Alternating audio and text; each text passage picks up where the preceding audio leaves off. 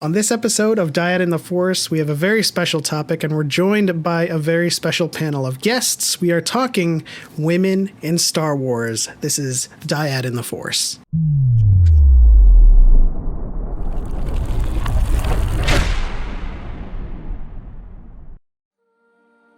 Hello and welcome to this week's episode of Dyad in the Force.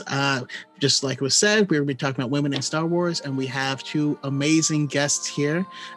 We have Jay Stubbs, also known as Megan, as well as Hannah here, who is Discount Bo-Katan. How are you ladies doing tonight? So good. Thrilled to be here. Awesome. I love talking Star Wars and I love talking women, so I couldn't be happier. You guys, you guys are queens, and you know the topic of women in Star Wars is very controversial, especially when you talk about it with men who are very, very antagonistic towards the idea of such things. But, you know, to get us started, I guess I wanted to ask you guys, we can start with Megan. Just in general, what is the stigma behind being a creator, a content creator, especially in Star Wars as a female? I had a video actually that I had like made and didn't post. Because someone commented on one of my videos where I was addressing like a shitty comment or something. Sorry, and they were like, "Is it genuinely? Is it hard to be like a female Star Wars fan, especially on the internet?" And like, I ended up not posting it just because I try to be more positive for the most part. But the thing is, there's this automatic assumption that men have that any time a woman is doing something like this, whether it's a gamer girl or like a girl who likes Star Wars or comics or whatever, there's this assumption that like we're secretly like we've got like penis envy or something, and we're just like in it to like either like emulate men or like get attention from men. And I don't say this to be I'm sure that this is going to turn me into the Brie Larson of TikTok. I'm not trying to, you know, say anything ridiculous, but like there are so many better ways that I could get attention from men if I wanted, if that was my goal, you know? And I literally, these are just things that are as meaningful to us as they are to other people. Like, I grew up with Star Wars. I love it. It's one of my, you know, many interests that sometimes people just assume I have like some kind of nefarious motives for when I'm talking about it on the internet. But I truly don't understand it, because it's just the craziest concept to me that like all of us girls that are talking Star Wars, we're just like trying to get into like this boys club where people are just gonna be mean to us. I don't understand, so I don't really get what the idea behind that thinking is, but it's definitely prevalent. And for the most part, I will say, I have this incredible community that I found on my page, and people are, generally speaking, so kind and wonderful and welcoming and friendly. It's you know, it's when you get to we all know there's different sides of TikTok, and sometimes you get over to the wrong side, and then you get people who are just unfriendly. But it's, you know, it really, I wish there wasn't a stigma, but especially being on the internet, there's definitely this idea that it's attention based. And I mean, everything that a person puts on the internet is kind of like attention based. That's like the whole point of it, I guess.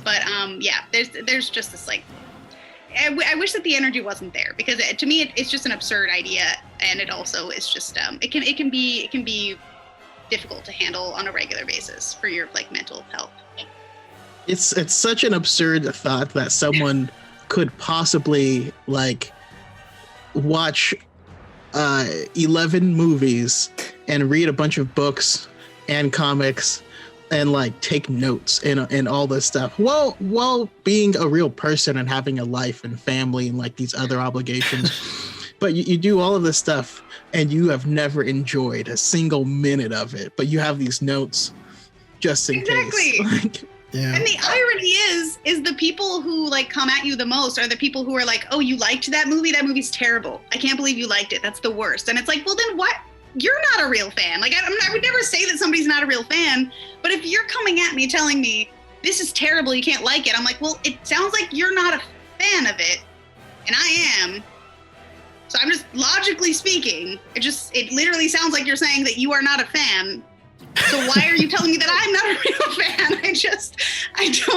It makes no sense. Yeah, and it goes with like, the notion that, the only people that hate Star Wars are Star Wars fans, and I hate that meme so much. Yeah, so basically to give some background, my background with Star Wars is I wasn't really into it until I was a teenager. I had watched like the original trilogy as a kid, but it wasn't until The Force Awakens came out that I became a fan. And the way that I became a real, hardcore fan is it was very character driven. And I've noticed that that's kind of the trend with like a lot of younger women my age, because I'm 20. It's like we are, into the characters very much. But then you get this idea of like girl Star Wars and boy Star Wars. And girl Star Wars is all the characters, and you ship the characters, and you have theories about the characters. And boy Star Wars is you're into the lore and you're into the world and that kind of thing, which is like a totally made up dichotomy that I don't know. I guess it came from just the fact that maybe teenage girls are more interested in like character driven story. I don't know exactly where it comes from, but it's manifested into this. Okay, as a female Star Wars creator, you are expected to post about how much you love Ben Solo, about how much you love Anakin Skywalker, about how much you love a certain relationship, and that's about it. And it's like when you start you're getting into dangerous territory here if you start talking above your pay grade, and it's like maybe that's how it started for me, but now I'm interested in these more like lore-based, universe-based facts about Star Wars and analyses of Star Wars, but it's almost like there's this idea of that's not my lane, which is just so strange to me that there's like a right way to get into a story, because I really can't think of many other interests that there's like one specific right way to become involved aside from like fan culture. And I started in on Star Wars fandom through Tumblr. And while we have like a lot of toxic male fans on TikTok, there's also a lot of like toxic female fans on Tumblr. The gatekeeping is just all around, and it's sort of like from the female fans, it's like you have to not ship these specific ships and not like these specific characters because that's morally wrong.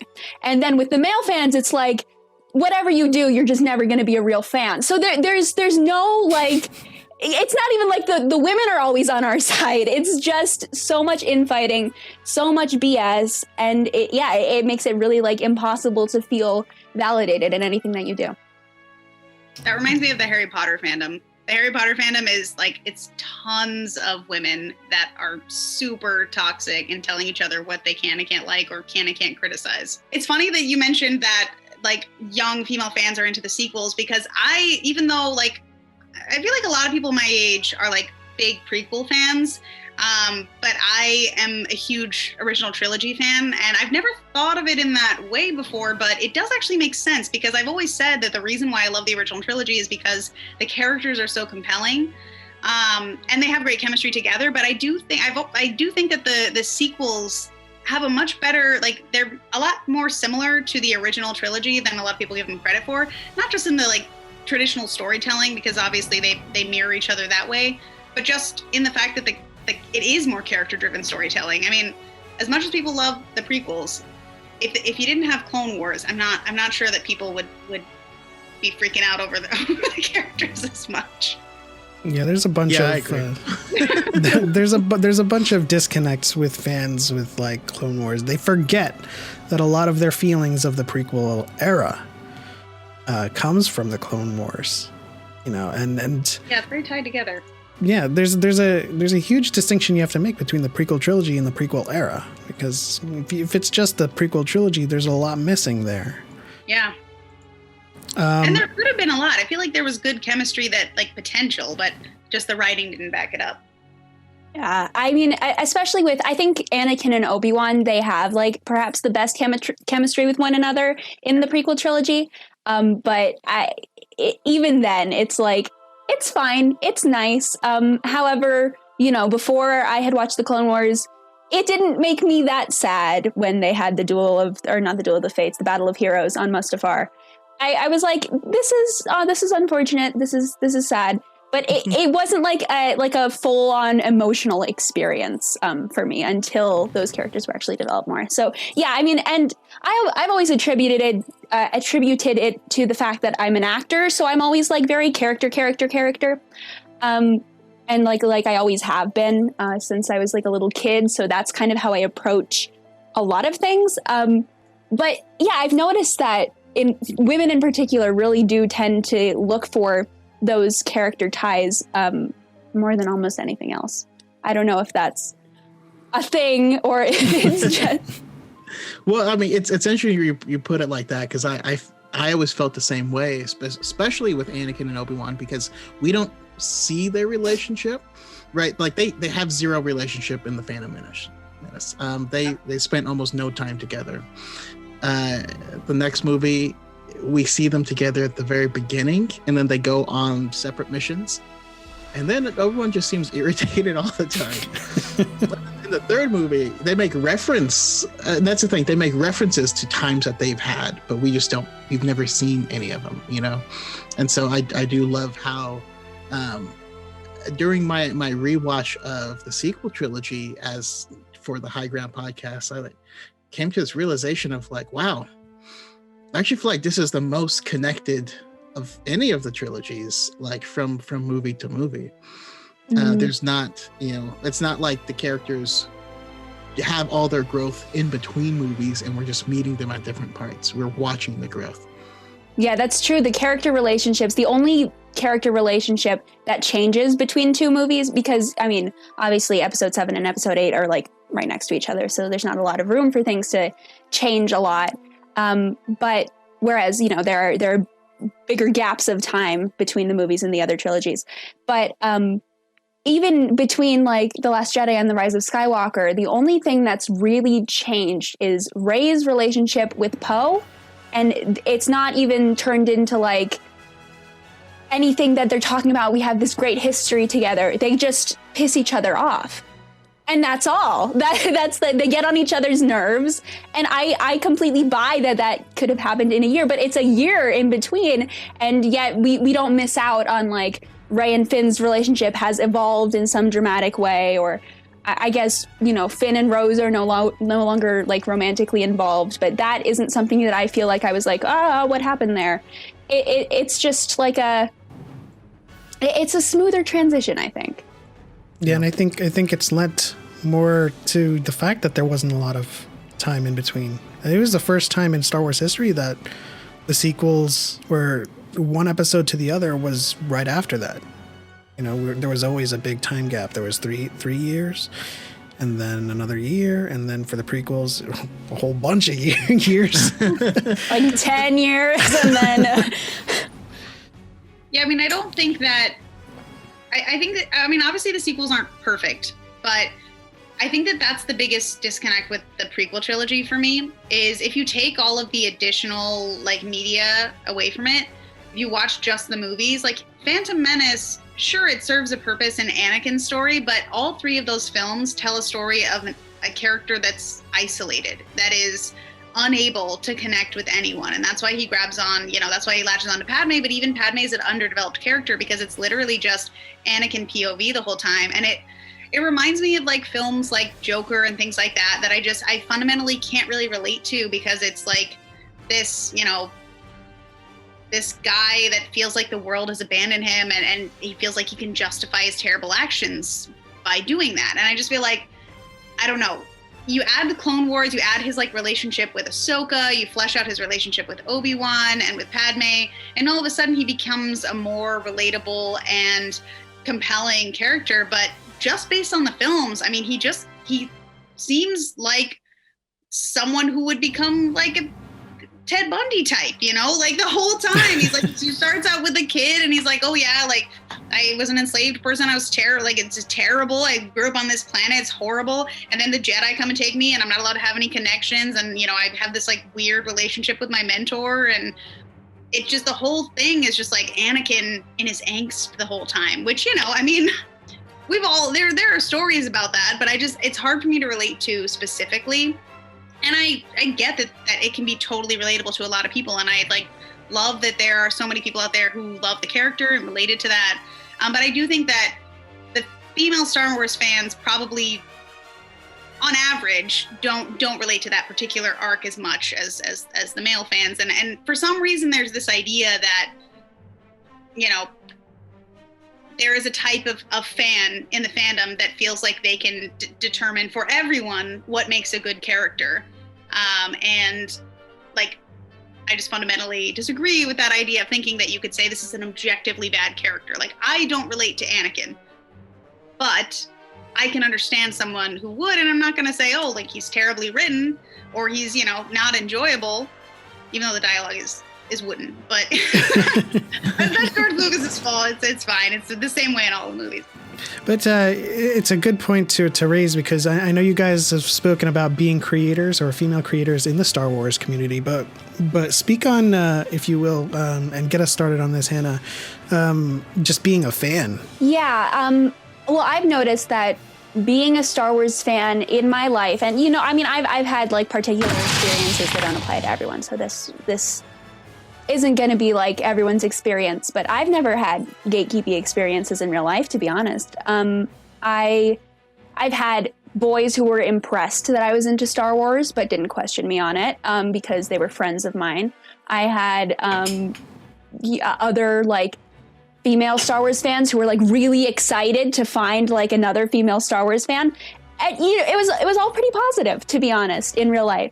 And then you get onto the internet, and then there are people that are telling you all these kinds of nasty things, personal attacks for having an opinion on Tumblr, and then discrediting everything that you've ever said on like r/prequel memes, and like it's just like it's a weird thing to navigate the difference between, because I don't know, my in-person experiences with like real Star Wars fans who are looking me in the face as opposed to looking at me through a, you know, mutual screen and there are no faces, there are just comment sections. It's wildly different. And I think that has a lot to do with like people are bolder online and people are more willing to talk smack when, you know, they don't have to look you in the eye and do it, because that takes a certain level of boldness to do that in real life that those people simply don't have. And it's just like so much worse all around, I think. But then again, you know, there are also those spaces that are created on the internet that probably wouldn't exist in real life, where you can hold a specific space to talk about the things that you do like and the things that you do get along with and have those positive interactions. So I think you get more of the extremes online versus in real life. You can have like a conversation with a friend at a party about like, oh my God, did you see this? Did you like this? Blah, blah, blah, blah, blah. But soon, you know, after like 5 minutes, it's like, okay, we've hijacked this friend group's conversation to talk about The Mandalorian. Let's drop it and do something else. I have definitely had some not fun in real life experiences. I find that on the internet, it's typically a lot more aggressive, and people who are combative and challenging, whereas in real life, it's usually condescension. I definitely like, when I was in college specifically, there were some people who, you know, kinds of questions like, you know, what was the model that the stormtroopers were talking about in A New Hope when Obi-Wan breaks into the reactor room? Like, well, if you don't know what that is, then you're not a real fan. Like literally conversations like that I had, where it was like, what, like name what the creature on Hoth is called that Luke has to. And so like obviously I've memorized all of these facts because I had to prove myself in my youth and naivety of thinking that for some reason I had something to prove. But it's just, you know, now being on the internet, I find that there are two different types of reactions that I get. One is people telling me to shut up, that I should just be grateful for the representation that we have, or telling me that this character is a terrible character and this other character is a good character, and because they're both female and the person likes one of them, that there couldn't possibly be the existence of misogyny. And then the other one is people gaslighting you and just literally telling you, like, I would never say anything like this, and I don't believe for a second that anyone has ever said anything like this to you. Which is just, it's really, honestly, I kind of prefer when people are just outright misogynistic to me than when they tell me, like, your experiences are invalid and there's no such thing as this happening ever in the world. So, I mean, I started out with the negative, but honestly, I've had far more positive experiences than I have in negative, both online and in real life. And I love meeting other fans, and I've been to comic conventions and met a lot of Star Wars fans at places like that, midnight screenings and that kind of thing. You meet a ton of great people, and generally speaking, people are really, really kind. But the internet emboldens people. And yeah, there can be some really unfortunate things said to people on the internet, and I feel like specifically to female creators, female fans. Even it really frustrates me when I see someone with like a small account who's literally just making a video that makes them happy, and then they get spammed by hundreds, if not thousands, of comments who are just coming and attacking them. I mean, like little accounts, people that have like 500 followers. And I don't know. I've had this conversation with so many people where I've just tried to make them see reason. Like, they're like, oh, well, I'm not allowed to have an opinion. Of course you're allowed to have an opinion. Why is it necessary for you to state it here when you're just trying to be mean? Like, I don't know. And that's, I actually, experienced this kind of firsthand, not through me, but through a friend of mine, my best friend in real life, Sawyer, had just started on TikTok. And she had posted like a few videos, and this was like her first Star Wars video. And she just did a ranking of her favorite Star Wars movies. She had like 50 followers.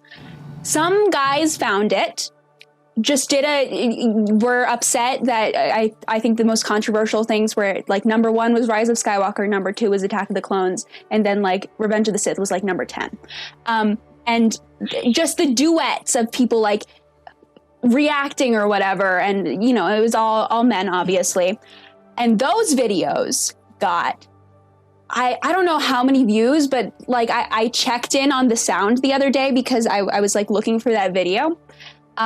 The reaction video that I found had 80,000 likes, just from somebody reacting to this who was not even yet a content creator, who was messing around on her phone with her friends, who had, like 50 people following her for it. And people just wanted to bandwagon on an opportunity to hate on a girl who had a Star Wars opinion. And I say specifically that it was a girl who has a Star Wars opinion and not a person who had a Star Wars opinion. Because I don't know, maybe there would be like some hostility towards anyone saying Rise of Skywalker was their favorite, that they ranked episode 3 so low. But I have an Instagram account that is like anonymous, private, gender neutral. You couldn't really tell who it is. I am treated so differently on that account than I am when I have my TikTok account, and people can easily click on me and be like, identifying factors about me, my gender, and just like the fact that I have pronouns in my bio, they will use against me. And it's like, it's such a different experience. So that's kind of how I know that it's gender based. Yeah, I've seen you guys do an amazing job. Like, I don't like to make videos about Rey anymore as much as I try to intersperse them occasionally because I try to, spread the positivity, but you have to take breaks. And I know you guys know this battle too. But I love it so much when you guys are there, to say things that people don't listen when they come from a female creator. And I know you guys get your fair share of hate, but I frequently check in on comments of like my friends, my male creator friends in the Star Wars community on TikTok. When you guys post videos like that. And I mean, I could be wrong about this, but it definitely seems from an outsider perspective that there's majority are at least reasonable, even if they're disagreeing with you. Whereas when I see videos from female creators saying these same things, it's just, it's personal attacks. It's attacks on your appearance. It's like attacks on your intelligence. I know that this community is very sensitive to crying misogyny, but even if it's implicit bias, it's a very relevant problem, and it's difficult sometimes to handle as a female creator. I mean, one thing that just always kills me is the simple fact that people being unable to reconcile that maybe you not identifying with this character has something to do with the character's gender. And if that's the case, maybe since you can't relate to this character, doesn't make them a bad character. But if you hate them because you can't relate to them, and you can't relate to them because they're a different gender, how is that not gender bias? Like, that's literally the definition. You have walked yourself, right into the point. I don't know. So many people have this just very reductive idea of what misogyny is. Like, I've had so many comments where people say, I've never heard a single person say that they hate Rey because she's a woman. And it's like, no one will say that. It no clearly comes from someone who's never experienced oppression of any kind, because it's like, that's not how it works. Like, people don't just say, oh yeah, no, I mean, like, I hate you because of your gender, or I hate you because of your sexuality. Like, that's not how that works, like, but it's apparently a difficult concept to grasp. No one reveals their subconscious, at least willingly, The way I always try to explain it is using, your left-hand, right-hand bias. If you are a left-handed person and you walk into Guitar Center, you can't play 98% of the guitars there. But imagine if you are right-handed and you walk in and half of the guitars are left-handed. The one you want to play is left-handed. What is this? This isn't right. This doesn't feel right. I hate this. Like, what's wrong with this place? And it's the difference is the left-handed person will be like, oh my God, thank you. Like, there's actually something for me. And yes, I can pick up a right-handed guitar and fool around with it, but it's not quite comfortable. It's not right. It clearly was never made with me in mind. Finally, there's one that was made with me in mind. But if you're on the opposite side of that fence, where you've never had to consider the possibility that this person could never use a spiral notebook because your hand won't let you, or you can never have a friend invite you to go play baseball because none of their extra gloves will work with you.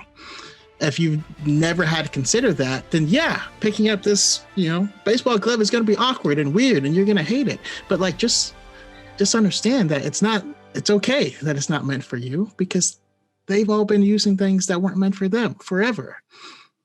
Yeah, and I mean, that's the thing is I never want someone to feel like I'm saying like, oh, if Rey's not your favorite, then, you're a misogynist. Like, it's totally fine if you just fundamentally just didn't really vibe with the sequel trilogy. And even it's honestly okay if you didn't vibe with the sequel trilogy, whether it's implicit bias or not, because the central character is a woman. That's fine. If somebody tells me, I saw the film Promising Young Woman, I didn't like it, I don't think I could relate to the character, I'm not going to be like, oh, you're a misogynist.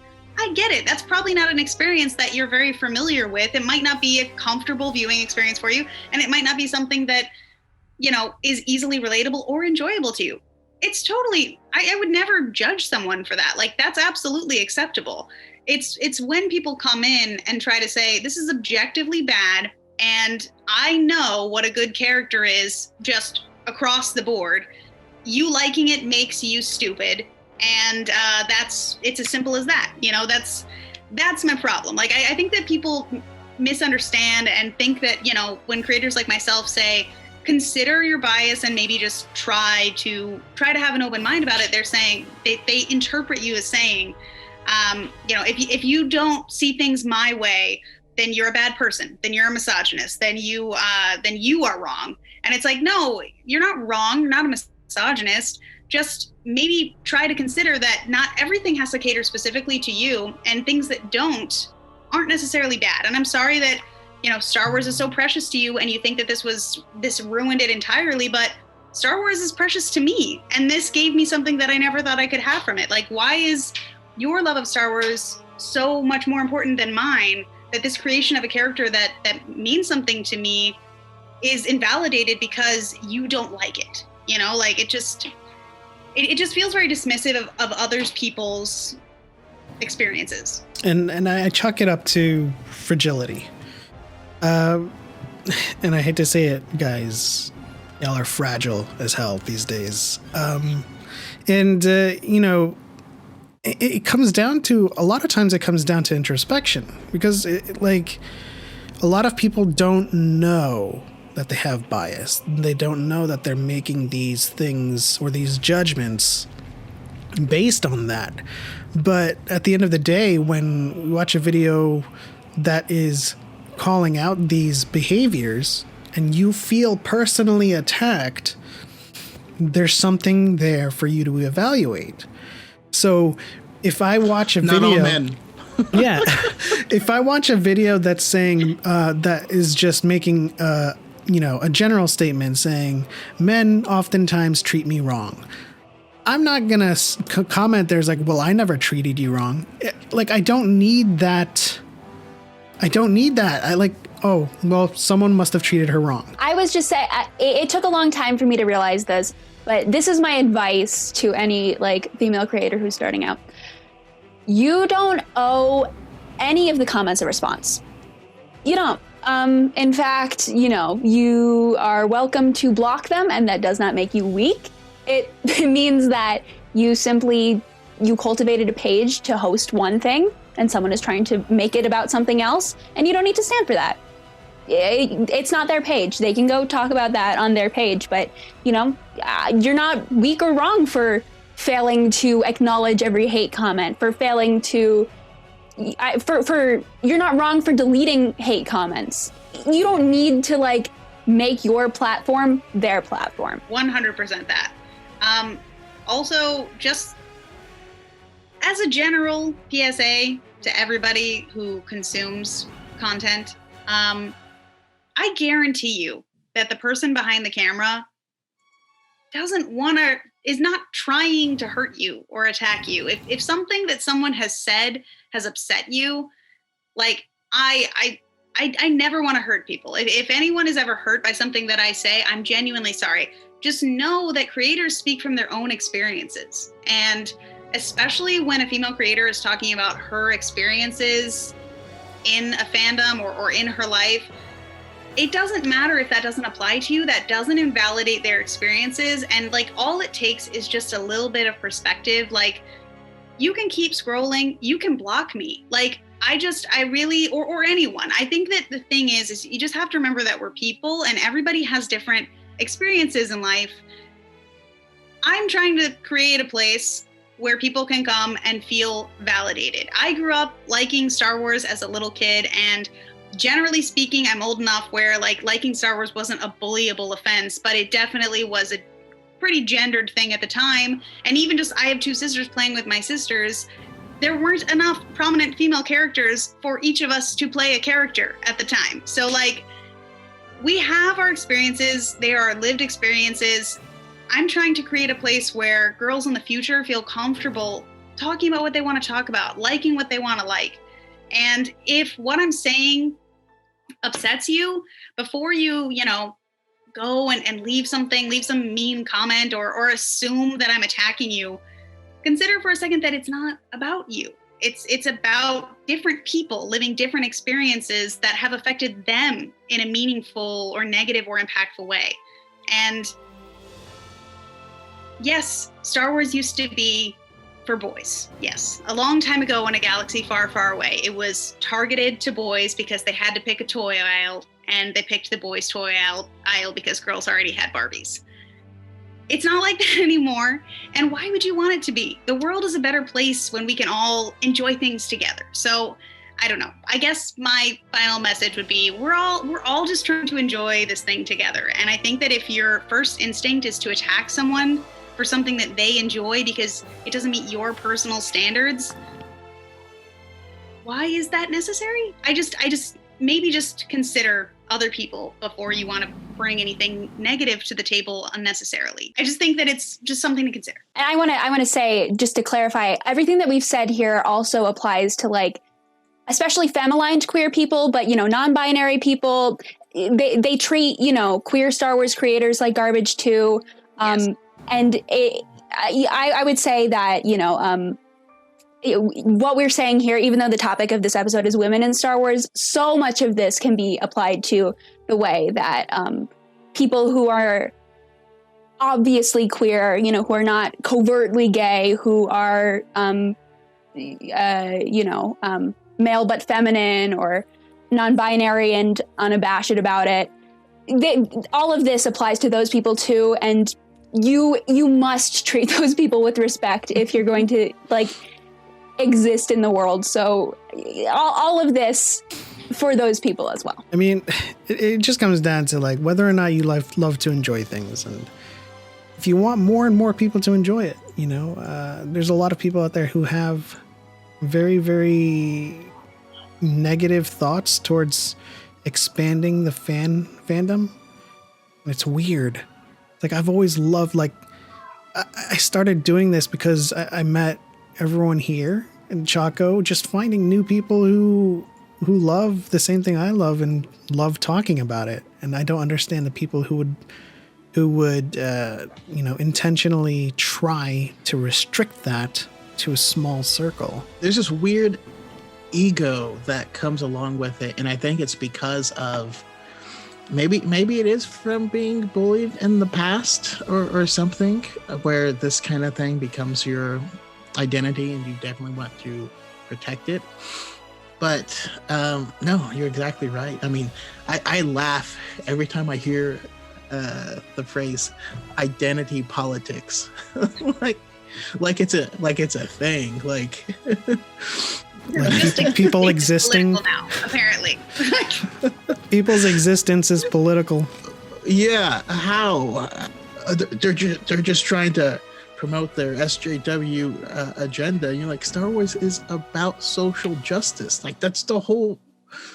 And also, it's not that those people politicized their own identity. You politicized being gay. Now you got to deal with that. I'm sorry.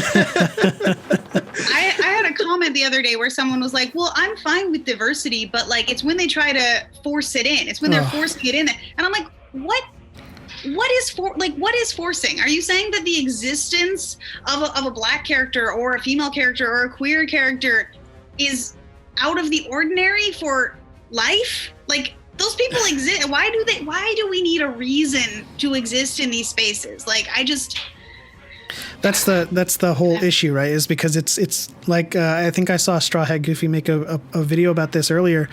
In a sea of white people in films, the one black person is gonna feel like they're forcing it down your throat. And I'm like, I don't know why that's the case, but you know, yes, I see where you're coming from. It might seem like that, but you know, that's not how the world looks today. Yeah, it's always shocking to me.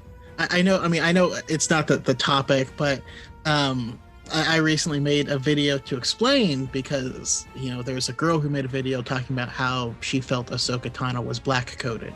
Yes. And very first thing I said is, obviously she's not black. She's orange and she's a Togruta. Like, but when people are underrepresented, then yeah, you look for the next closest thing. And so for some people, and also there's certain parts of her that are legitimately black coded or based off of Kenyan artifacts or fashion and stuff like that. But that's a whole side topic. And people were so mad, like, what? Why do you have to bring race into it? Why is it? And you're like, okay, either people get more representation or they will find representation. Pick one, you know, you can't. That video pissed me off too because, well, the reaction to it. It came to my attention too late. I almost addressed it, but by then it was like it had already been a thing for a while, and the creator had like had to turn her comments off, and I was like, I don't think she would even want me like addressing it at this point. We're not mutuals or anything, but I was just that Star Wars in particular has a long history of not being diverse and putting diversity in ways like that. Like the first Twilight character that's on screen is played by a Black woman. Like Jar Jar Binks was played by a Black actor. They have a long history of like color coding the diversity in their cast. And it's just the fact that people got so upset about that made me so, mad. Asians were Fabi Nemoidians. That still makes me uncomfortable. Yeah, when Jedi Starkiller made his post about stereotypes in the Phantom Menace and people got all mad at him, I was like, how do people not realize this, and why are they so upset about it? Like him just pointing it out, it exists. Yeah. But non sequitur before we move on to the next topic. Listen, I almost 99 or 100% of the times I'm tagged in a video with the words, "Is this true?" If it's a female creator's video, they are correct. All the times that I've had to say, well, no, this is actually false, it's a guy. So those comments, by the way, they happen all the time. I get, like I love like Moose Zero. For example, but like every time I make a video about a comic book character, there's at least 2 comments that tag him. And they're like, can you talk about this? Or can you elaborate on this? Or is this true? And I'm like, I love that you're a fan of him. And I love that I popped up on your FYP. But like, why are you tagging a male creator in my post to verify or elaborate? Like you could just ask me. I don't understand why it happens a lot. It's frustrating. I don't get that as much, and I think that's specifically because I don't talk about lore very often. And when I talk about like Star Wars things, it tends to be like very obviously objective. So there is no one that they could like call in for a fact check. But yeah, like every time I see a female lore creator or, comic creator, the comments are just full of it. And it, like from an outsider, from someone who doesn't experience that, I almost like, I feel like I have experienced it just by extension, because it's just an affront to women as a whole for you to be like, this girl cannot possibly be right. Let's call in some support. Oh, look, it happens to be a guy. Yeah, I got tagged most in Shayla's videos. Oh my God. But not anymore, which is a good thing. No, that is good. She knows what she's talking about. So moving on to our next topic in this episode, we are going to talk about the women in Star Wars, literally the women in the movies that have touched our hearts. And this topic and the next topic is for you guys to talk about, because I can talk about how Leia was, the first time the damsel in distress saved the rescuers instead. But I want to hear more from you guys. So Hannah, your thoughts on the women in Star Wars? Yeah, I'm very outspoken about this pattern that I've always noticed with the women in Star Wars. They are established so well. Chef's kiss, 10 out of 10. Always loved the women in the first movie. This is more specifically a George Lucas aimed thing. It's not so much relevant to the sequel trilogy and to the Solo and Rogue One.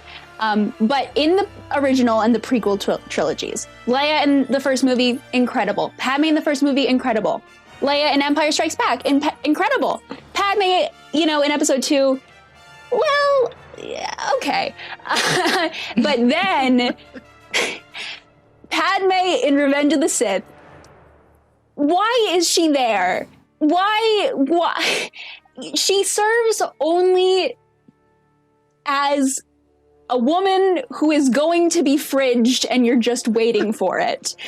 She is there to cry and rub her pregnant belly and be myopic about their future, while Anakin has his spiraling moment.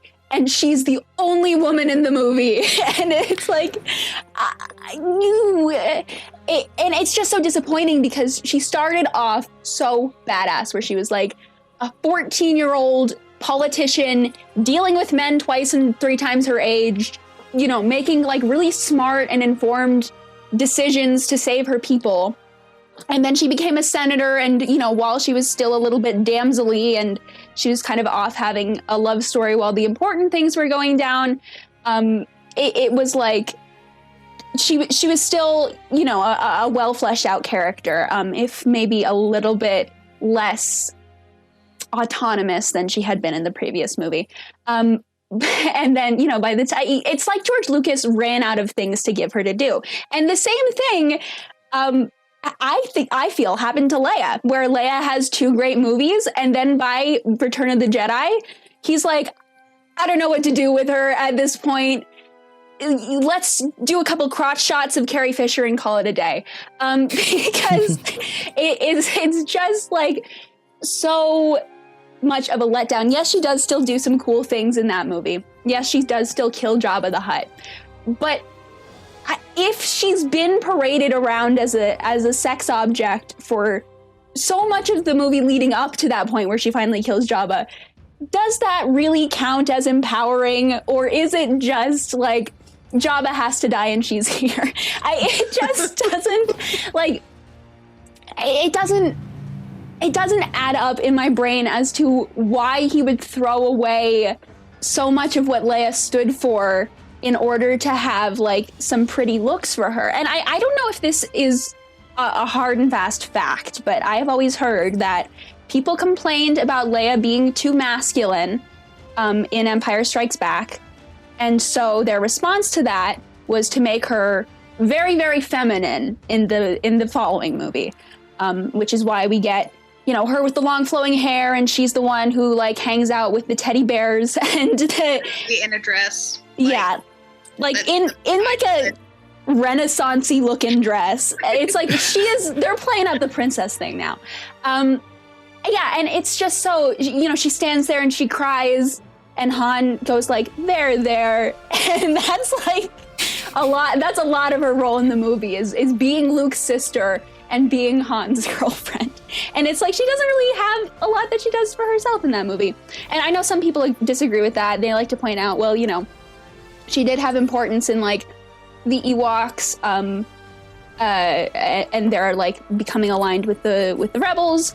And I had been like, okay, yeah, fair point, until I rewatched it the other day and I realized that was actually Luke who did that, who like tricked them into thinking C-3PO was a god, and that's why they were doing it. And I was like, so then, I don't know. So to me, this just basically all this to say, there is a tendency to give up on the positive representation that Star Wars establishes early on into trilogies. After a while, George Lucas has historically just been like, great, we gave him a few good movies, some good moments, let's call it a day.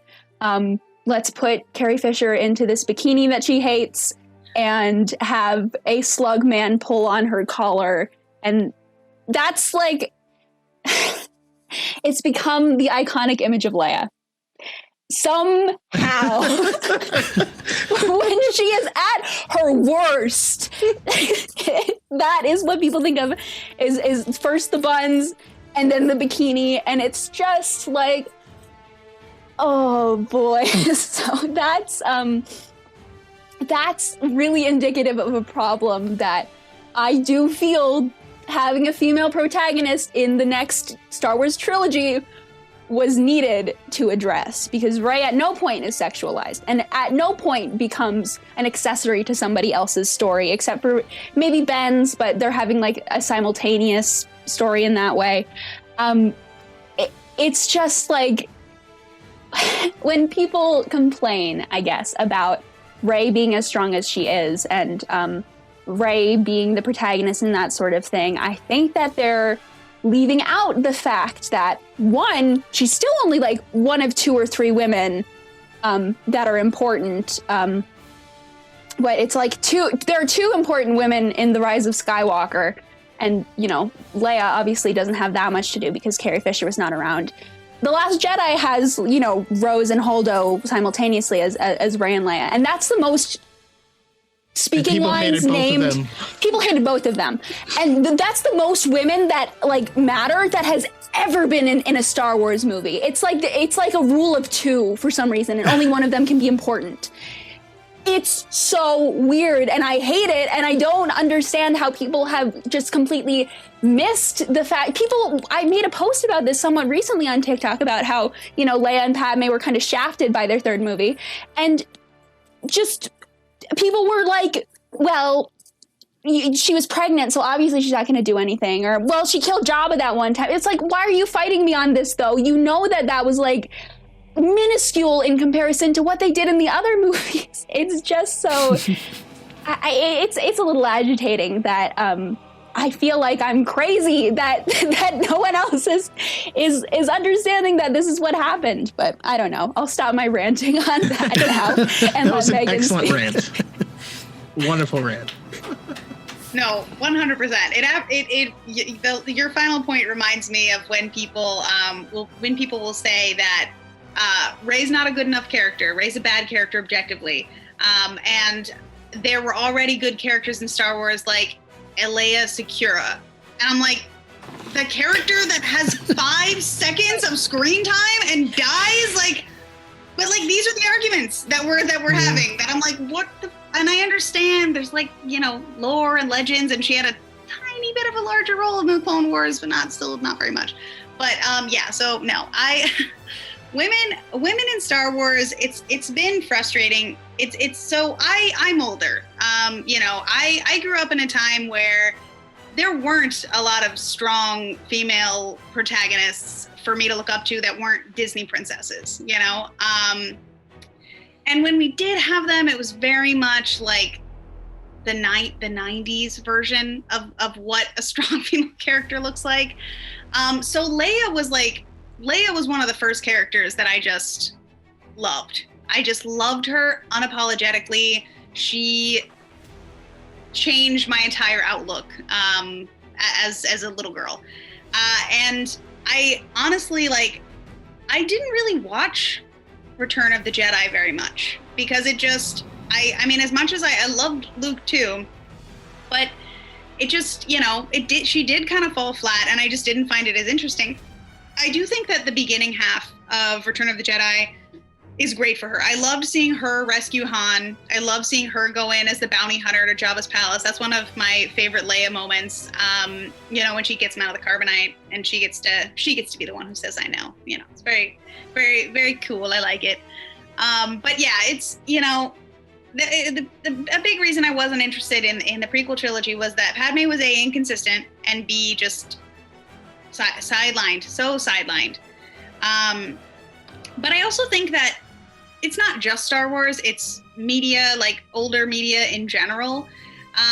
But this idea of like the single strong female in a cast full of men isn't actually as helpful to women as people think it is, because it still perpetuates this idea that if you are a strong, independent woman, you're different than other women. And it perpetuates this idea of internalized misogyny. Like, you want to be the one. You want to be the one that everybody picks. You want to be the one that stands out from the crowd.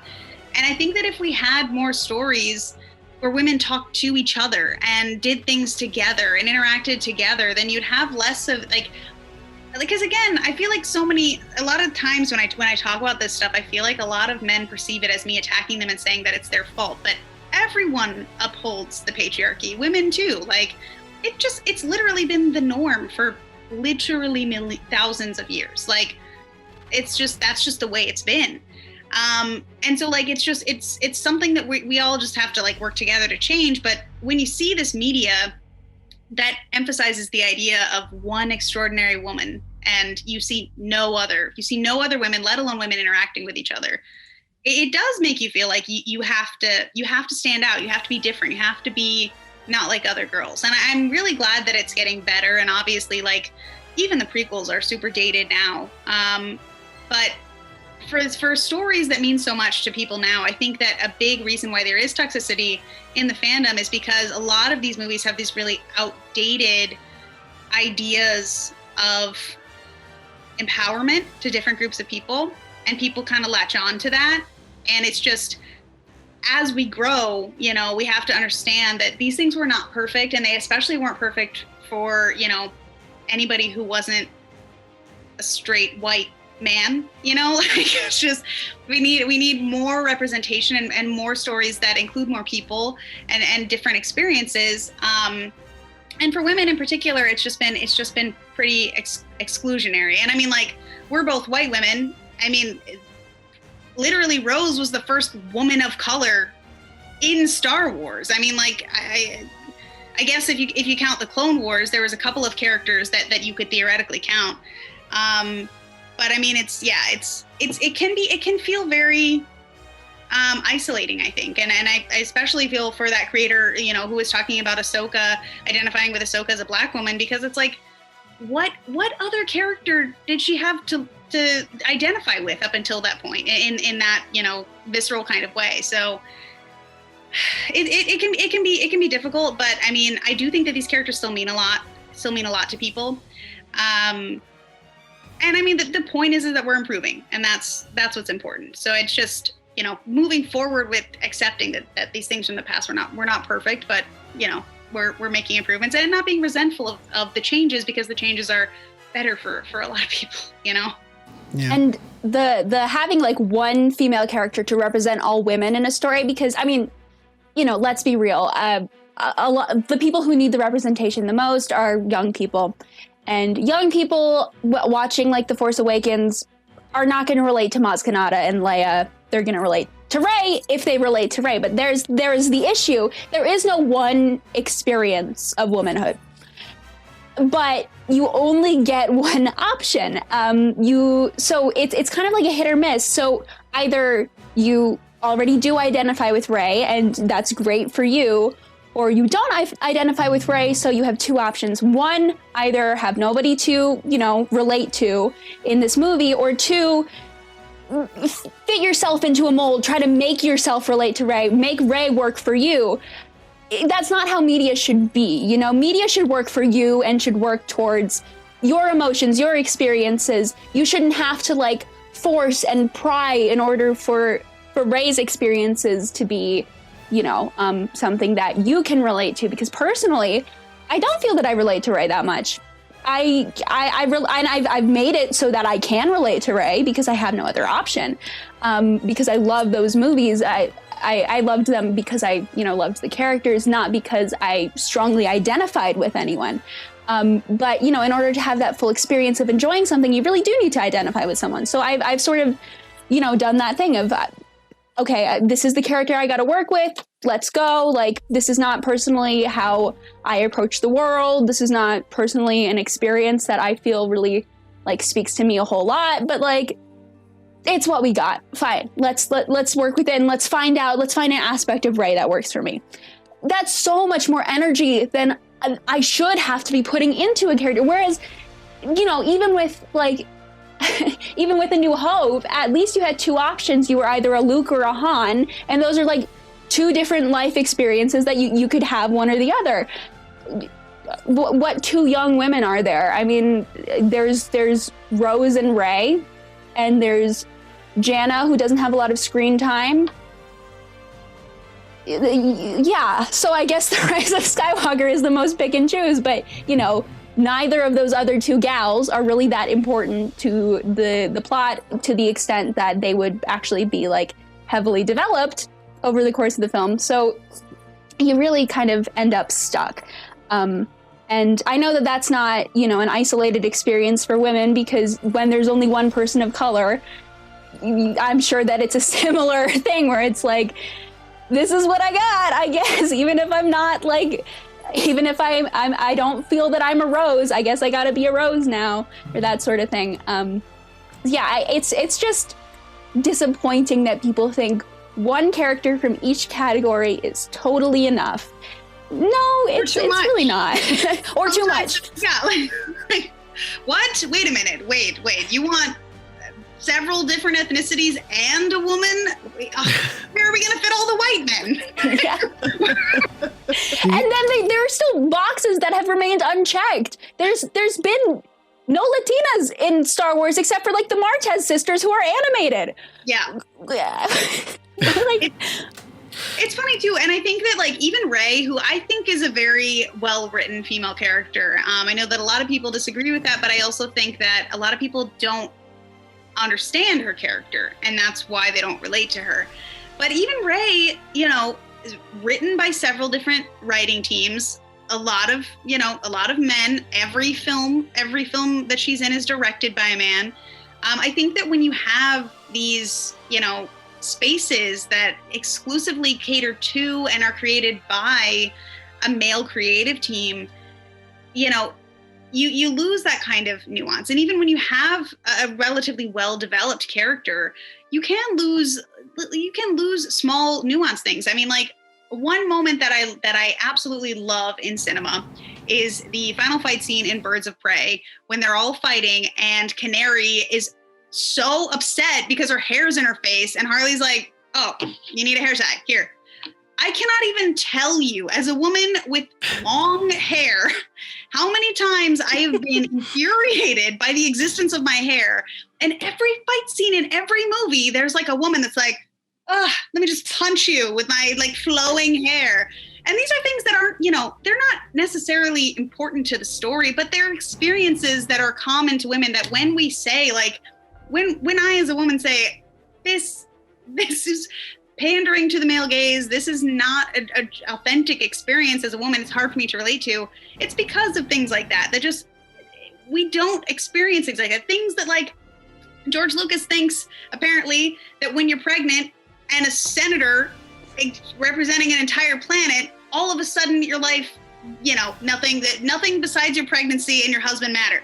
I worked as a waitress on my feet 12-hour shifts until the day before I gave birth to my son. Like, women have been having babies and getting shit done for literally thousands of years. And it's just, I just think that these experiences are, that's why you need women in the writer's room, on the creative team, because it lends authenticity, and that's all we want. I mean, I don't need the idea of a character being overpowered or having plot armor because she's a woman. It's just absurd to me, because women can do, I don't say this to be like girl power. Women can do everything that men can do, and like, we do it during a menstrual cycle. We do it while we're pregnant. We do it, you know, we've got other obstacles as well. I'm not saying it's harder necessarily to be a woman, although the argument could be made. But I'm just saying. I am. I think so. You know, and I think that it's funny that people are like, oh, well, they only wrote her to do that because she's a woman. It wouldn't make sense. I'm like, no, I mean, she can do that because she's a woman and she's had to exist alone on a planet defending for herself for 18 years. Yes, that is why she can do that. And that's why women do that every day. I don't understand how, that argument with like why would she know those skills? She just has them because it's convenient, because she needs to be the protagonist. Are you kidding me? Have you seen where she lives? Like, what do you mean? And she has no family. She's been living like basically, you know, fending for herself her entire life. And I think that just speaks to the lack of understanding of like women's experiences from people who have never had to. My wallet's downstairs. I've got one of those stabby tabbies where you put your two fingers in it. It's like a cat, and in the cat's eyes you put your two fingers in it, and it's got these two really sharp spikes for the cat's ears, so you can poke someone's eyes out if they grab you from behind and try to abduct you. And that's just something we live with. I was like, how does that like translates perfectly to Star Wars? Obviously things are more heightened. She doesn't have like pepper spray, but she's got her stick that she knows how to hit people with. Like, that is the equivalent of like living alone as a woman in a sketchy area. Like, yeah. Frankly, the fact that she's alive is enough credibility for me. Like, she's made it. She's alive on Jakku, which is like a gangster, like death trap, living alone in the desert scavenging. I'm like, okay, yeah, that's all the credibility I need. Clearly, she is a woman that knows how to get through sticky situations. Like, it does speak to to people who just seem to be lacking some perspective. And I literally ran to my wife after I saw the TikTok on it, and I was like, "Hey, do you check the back seat of your car every time you get in?" She's like, "Yeah, of course." Like, and you got to check under the car as well. You go across the street and then you put your head down towards the pavement. And it's like, is somebody waiting under the car to grab my ankle? Like, never had that thought before. I saw a TikTok that I had to Google it because it is based on a true story. A lot of stuff you see on TikTok isn't. But where a woman literally, there was a guy that had broken into her house and was hiding under her bed and, waiting, and she got away because she realized that she hadn't left the door open or something. I mean, even in my own house sometimes, I'm like, if I left a door open, I never know. Honestly, I get alarmed sometimes. It's just, existence can be terrifying as a woman. It's funny when you see those videos where people are like, what would you do in a world without men? And so many women are just like, yeah, go for a walk with my headphones in. That'd be nice. But speaking to the various experiences, the female experience, do you guys think it's a problem in movies, especially nowadays, where empowerment is all about kicking ass? Yeah. It's it's really interesting that you say that, because there's a certain way that women in movies kick ass. They don't kick ass in the, I guess, when you've got in The Mandalorian, you've got the women that kick ass in the way that the men kick ass. Yes. But, in earlier media, the way that Padme kicks ass is she takes out her little bobby pin and she undoes her handcuffs, and then she climbs to the top of the tower, and then her shirt gets ripped all sexy. That would not have happened to Obi-Wan. And not just because he doesn't have a bobby pin on hand, but because it's like, why would you see Obi-Wan's abs randomly revealed? That doesn't make any sense. Why does it make more sense for Padme's belly to be out to the world? How does that, and how did I'm sorry, I'm gonna be on this for 2 more seconds. How does the Nexus tearing her clothes not just leave a weird gash on her back, but it takes her sleeve off as well. It takes the shirt all around her waist off as well. There's no physics behind it. They were just convenient, let's show some skin. Anyway, the way that women are portrayed kicking ass is totally different. Ahsoka kicks ass in a tube top. Why? She's 14. Anyway, that's not the only way a woman can be strong, and, associating strength, whatever that means to you, with brute strength or, physical strength is, I think, a very masculine way to cater to the concept of strength, because there is such thing as emotional strength. There is such thing as,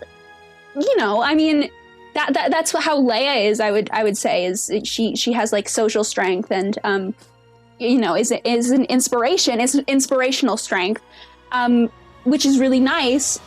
But then you just have so many movies where that concept is disregarded entirely, and it's unfortunate that ass kicking is the only way that you can do it, but also you have to do it this one way. It just made me think of that someone took the cover of the first Avengers movie, because all the guys are in these tough poses, and Black Widow is turned around backwards doing this butt pose, and someone reimagined the cover as if all of the guys were standing like her, and it's just hilarious. But until they made that. I never noticed. It didn't. Well, I think Brie Larson actually went through and photoshopped all of the male Avengers smiling. Yeah. Because all of the females were smiling and all of the male characters were like looking like, mad, and they just looked ridiculous because they're on the cover looking badass and all of a sudden they're like that was hilarious.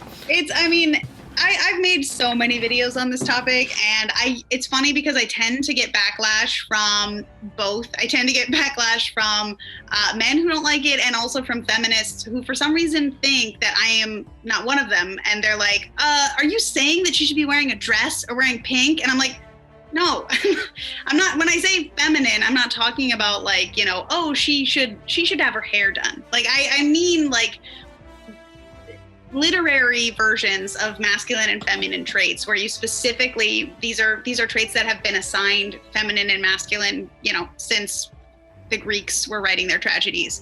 And it's about the themes behind them. But it's frustrating to me because I reference Black Widow a lot when I talk about it, because Black Widow is just very inconsistently written, and she is always there to be whatever feminine trope is needed in whatever film, and she's there to play off, sexual tension.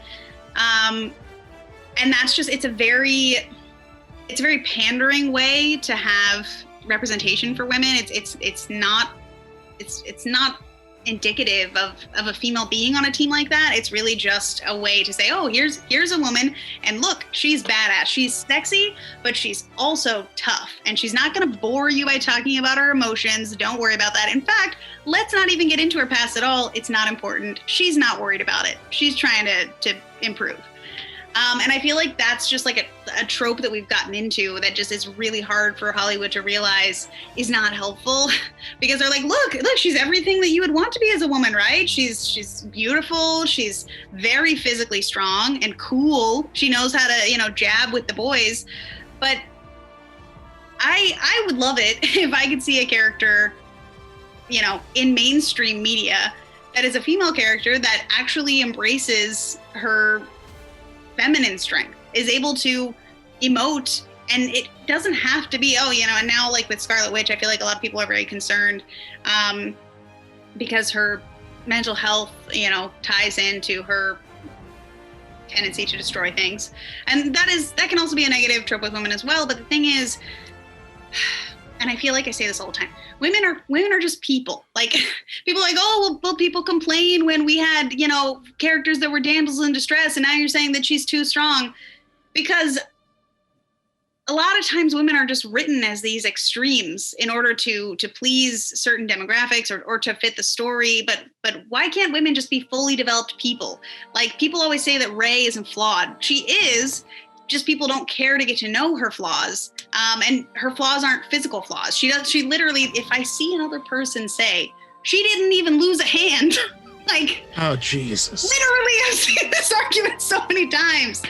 She's emotionally scarred repeatedly, but she didn't lose a physical appendage. So I guess she's immortal and impervious to pain. I love Rey in the sequels. I appreciate that she can handle herself, but what I appreciate the most from her and Daisy's performance is her ability to, be broken whenever the scene required it, with her interactions with Ben, and, wrestling with her abandonment issues, and coming to Luke saying that she needs help. Like, she's a phenomenal actress. But I appreciated that much from that character, where it wasn't all about what she could do. It was all about what she was struggling with. That's all. I mean, that's all I want to see, is just a character that's able to be vulnerable sometimes. Like, I don't understand why so many female characters have to be too, like, it's like, I've not really seen very many Fast and the Furious movies, but all of the clips that I've seen of the women in those movies, they're like, oh yeah, my brother taught me everything I know about cars, so I can fix your car, and also I have no other personality traits. So if you like cars and you like boobs, guess what? That's it. I got it. Yeah. And it's you always, it's like you can have one or the other. You can be the cool girl or you can be the sensitive girl. And this goes back to this dichotomy. I've like, this goes back for so many years. It goes back to Shakespeare. There is a cool, strong girl, and there is her cousin who cries a lot. Every time. Every single time. Like, how have we not progressed from that dichotomy since the early 1600s? How is that still the go-to where there's like you get to be one or the other? It's so bizarre. It's so strange that like that is something that we're still on at this point. My goodness, like haven't we done that enough where there's one, you know, toughie and there's one like who has emotions and they're never combined into the same person? And I think that like Rey does a really good job with starting to mend that gap, because she is like a veritable badass, which people are upset about, but I don't think anyone is denying. And she also, you know, has like emotional struggles that are at the forefront of her story. That's like such a huge step. It's like, I mean, you know, one of the first things that comes to my mind when I think about characters that combine, female characters that combine those two like facets of what a personality might be. It just the fact that people are so hostile to it is sort of like a reminder of like, oh, that's why we haven't progressed past that point. It's because, not because of the storytellers, but because of the reactions that they will get. Got it. Well, and in Star Wars particularly, it's so funny because Anakin is an incredibly feminine coded character. Like, Anakin is very emotional. He's very emotionally unstable. He's very like passionate and concerned with his own, like his feelings all the time. And I think that it's ironic that people like think that Anakin is this like hyper masculine. It's funny the type of people that tend to resonate so strongly with Anakin that don't realize that he is very, very feminine coded, and his story is very feminine. He's very emotional and very compassionate. And he's, you know, you look at like Obi-Wan, I think people would assume that Obi-Wan is feminine coded, but Obi-Wan is very calm and collected and level-headed and logical. And those are things that have typically been masculine coded for a long time, even though Obi-Wan is, you know, considered like gentler. But if you had made Anakin a woman, people would hate him. People would say, oh my God, she's irrational, she's crazy. But because he's a male character that's feminine coded, they find him very relatable. And I think that it speaks to like, you know, repressed feelings in men and being able to relate to a character that expresses themselves in a way that they don't feel comfortable expressing themselves. But that's getting a bit more Freudian than I right now. But okay, so this makes me want to ask you y'all two questions. The first one is, how do you feel about the very last episode of The Mandalorian? We have these four, you know, badass women just, you know, kicking ass. I have my own thoughts on those characters, namely that they're all the same character. But that's a whole separate topic. I'm curious on your thoughts on them, and then also, I heard someone talking about how a lot of the times people ship, you know, male characters together. And that's usually the only, you know, I guess queer representation. And it's namely because those are the only people who are developed enough to appeal to people who are character driven in what they enjoy seeing. I'm curious your guys' thoughts on both of those. Yeah, I mean, you kind of hit the nail on the head with the Mandalorian characters. I think that with the exception of like Amy Sedaris's like mechanic character, as much as I love the Mandalorian, they very much fall into that strong female character trope. And I know that like a lot of them have been brought in from Clone Wars, where they have more development, like Bo-Katan and Ahsoka. So I guess they're like building off of that development. But as far as people who are just fans of the series, the women in The Mandalorian are very, very similar, and none of them really have a lot of personal or emotional character development. It's not surprising, but it's, it was interesting to me to see the way that with the Gina Carano situation, the way that people responded to that character and the characters of the show initially and then recently, because I from the start have just been kind of like very, very lukewarm on the female characters of the show. But yeah, I mean, I don't have a lot of like positive. It's entertaining, but it just didn't. None of the. I mean, even frankly, the character development of the show in general, I guess, is relatively minimal.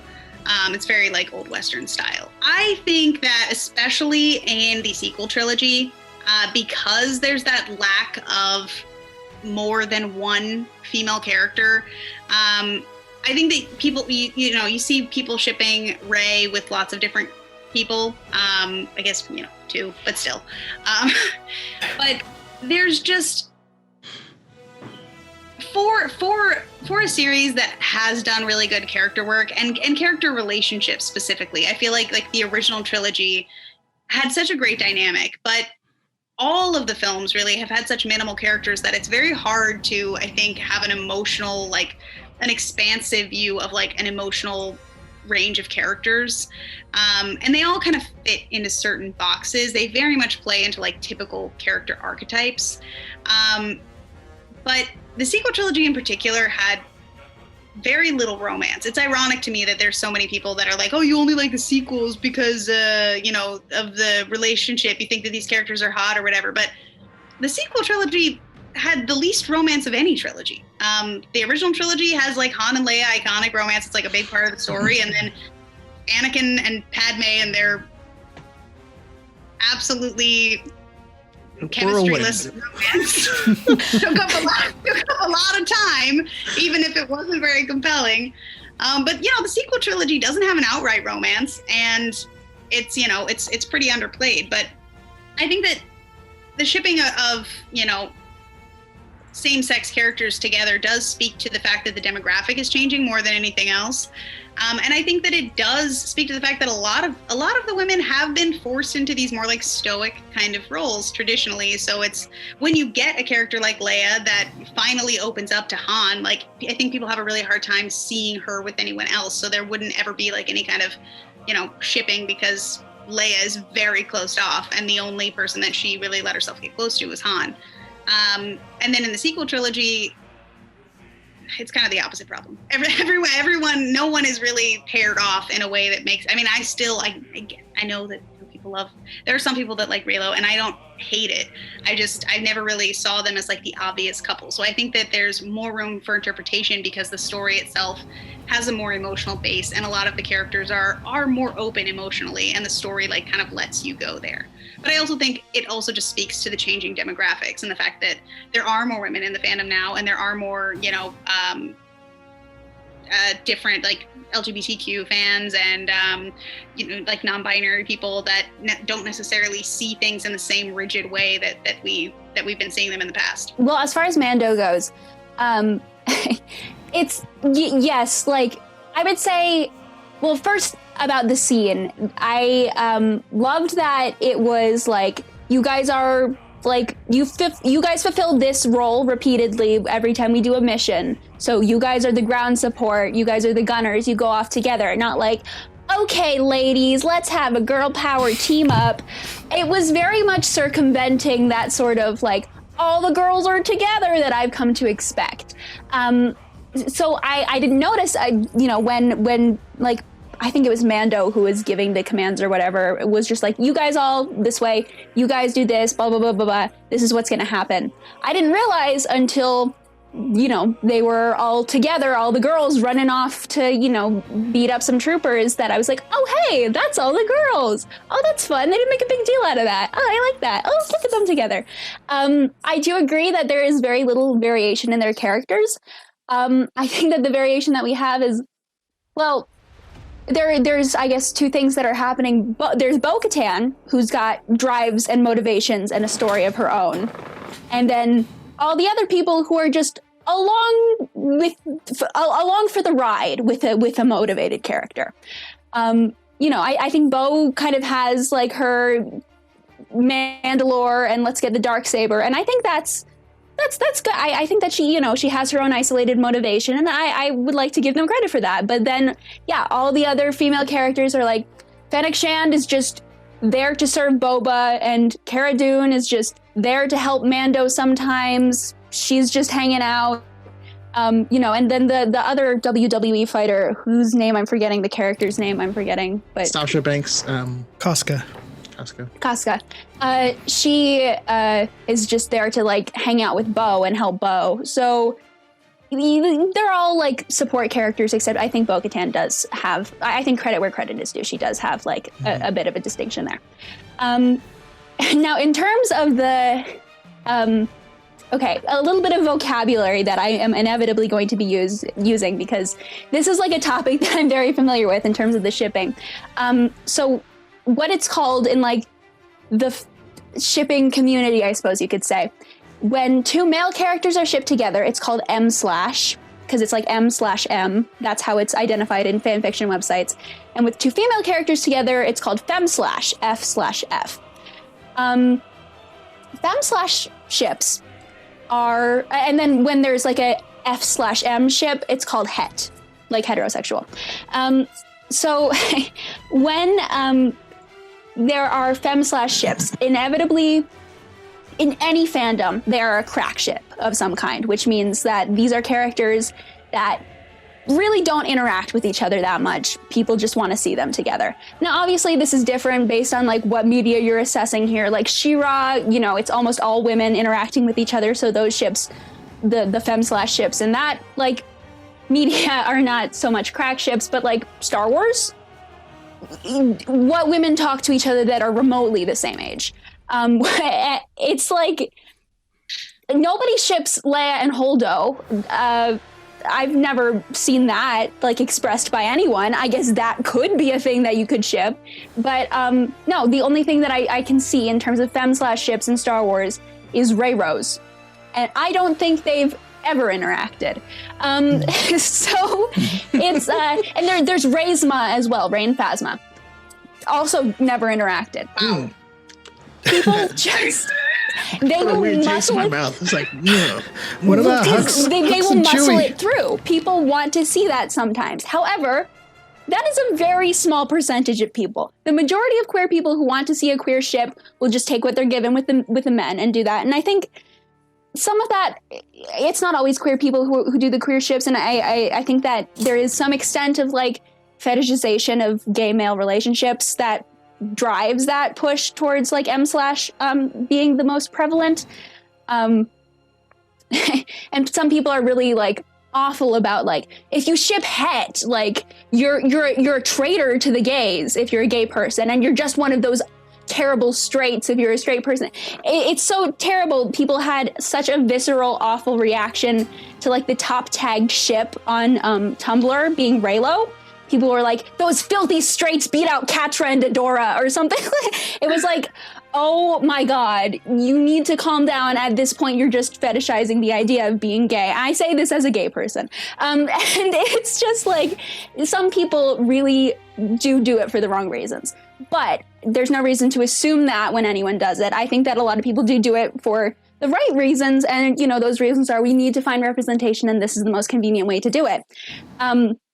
I will say that even though, M/ relationships are not prevalent in almost any kind of media in terms of like being canonically confirmed, it is the ultimate thing that you can ship, almost not in terms of regard, but in terms of popularity. Because when you look at like the top tagged fan fictions on AO3, which is like one of the most popular like shipping fan fiction websites, the top 10 invariably are all M/ relationships. Every single one of them. Occasionally like a, het relationship will make it into like number 9 or 10. And then it gets pushed back down the next year. There is something about that fan culture just attaches to. And I think it's because, the tendency to write fan fiction and to partake in shipping tends to be like women and sometimes queer women. So I don't know what there is there in terms of like whether it's a fetishization thing, or if it's just we need queer representation, and it's a puzzle and I want to solve it. But it is like a massively pertinent thing through all of fan culture. It's not just Star Wars that has like the M/ships. That being said, I think that because some of these stories are so character driven, that does lend itself to shipping a lot, because you can't ship two like hollow characters. So because like Finn and Poe are both such like richly established characters, even if they didn't have the tension that I perceive them to in the movies, they were going to be shipped inevitably. So it's really interesting the way that people will like make those stories work for them, no matter what the media is and no matter how much representation you're actually going to get. People are like intent on making that happen for themselves. How would you classify Hux and Chewie? Chewux is the god tier ship. It's the S tier ship of Star Wars. I feel like I'm learning so much. I was never on Tumblr. I hear people talk about Tumblr a lot on TikTok. I was never on Tumblr. I was never part of these communities, but I was a Supernatural fan. And I feel like the fetishization thing is definitely a big part of it. And there's a certain level of woman hating that goes into Supernatural fandom in particular, where like all of these female characters that come in that are ever a love interest for the two male characters are just despised automatically. Yeah. And I think that it does, speak to the way that men and women are written as characters, because I think that men are just generally more developed. The male characters that we see are just generally more developed. On average, they have more screen time in almost every genre and like across the board. In general, they have more lines.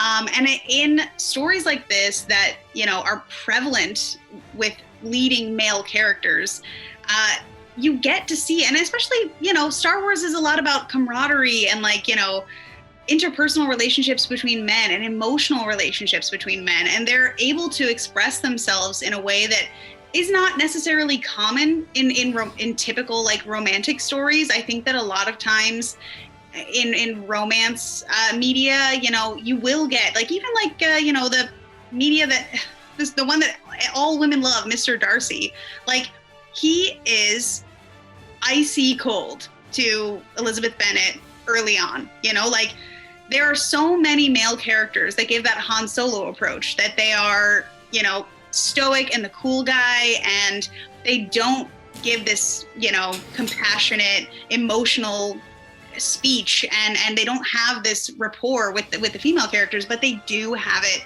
with the other male characters. I think that in Supernatural, for example, it's very prevalent because these two brothers, like the whole story is about them connecting, like learning to connect and emotionally admit that they love each other.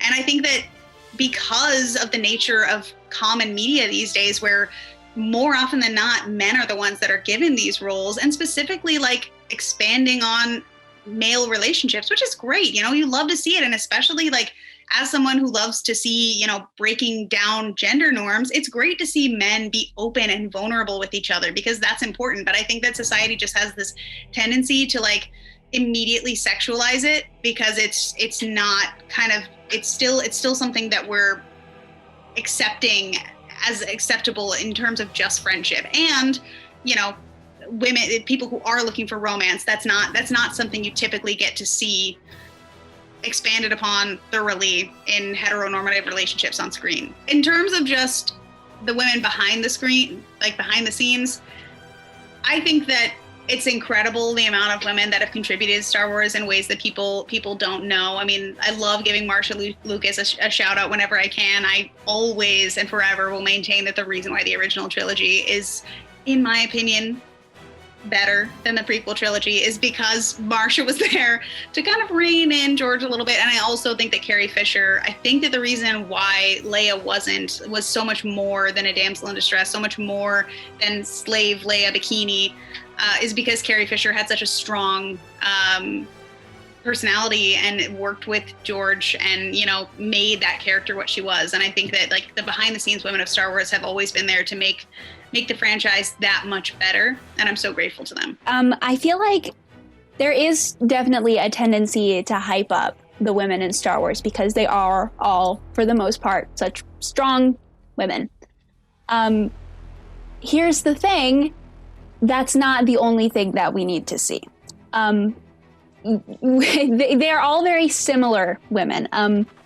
They're all very like, if you lined them up and you somehow had them all meet one another, one, they would all look related, even though some of them aren't, they would all look related.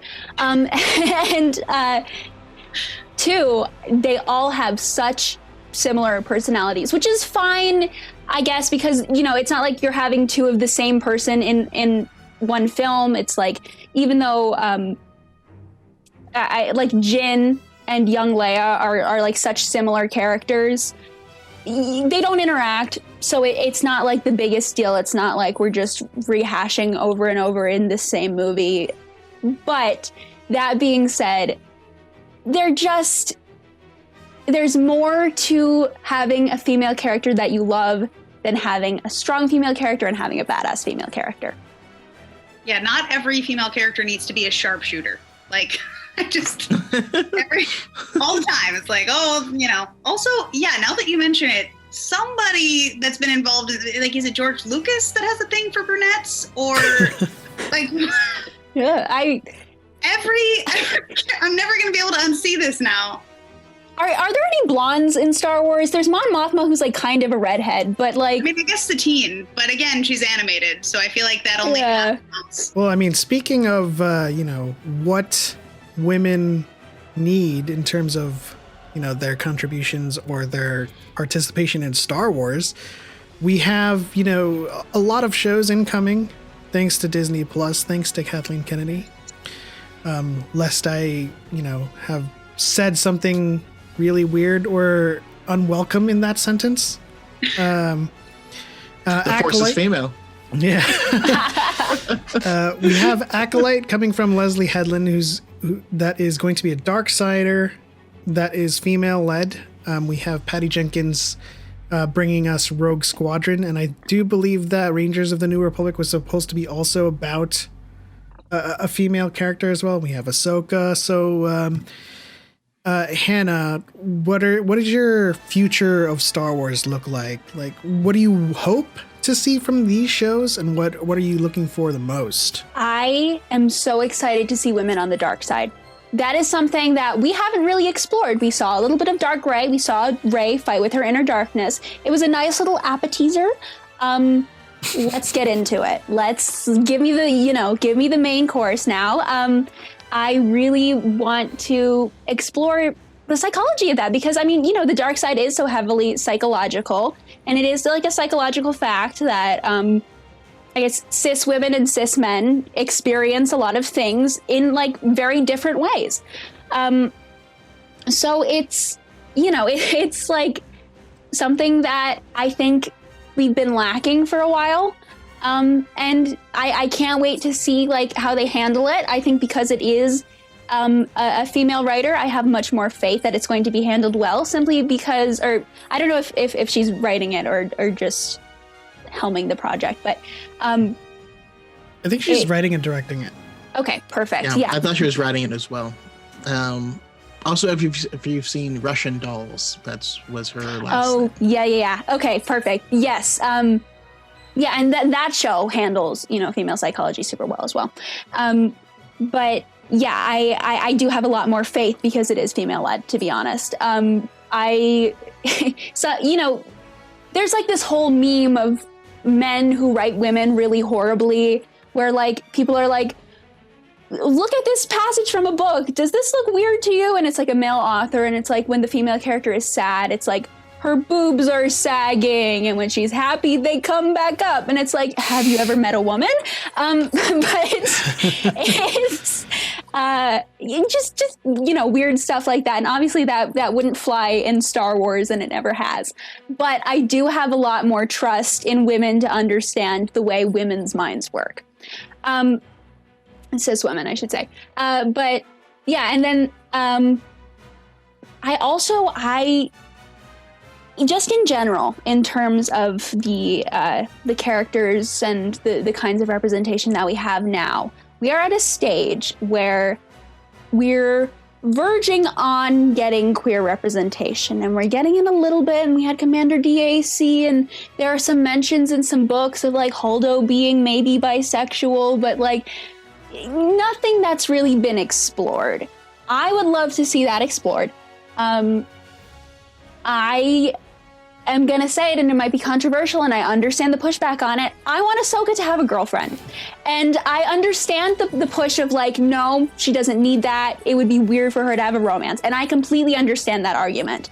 I think that, there is a lot of power in having a character who don't need no man or whatever.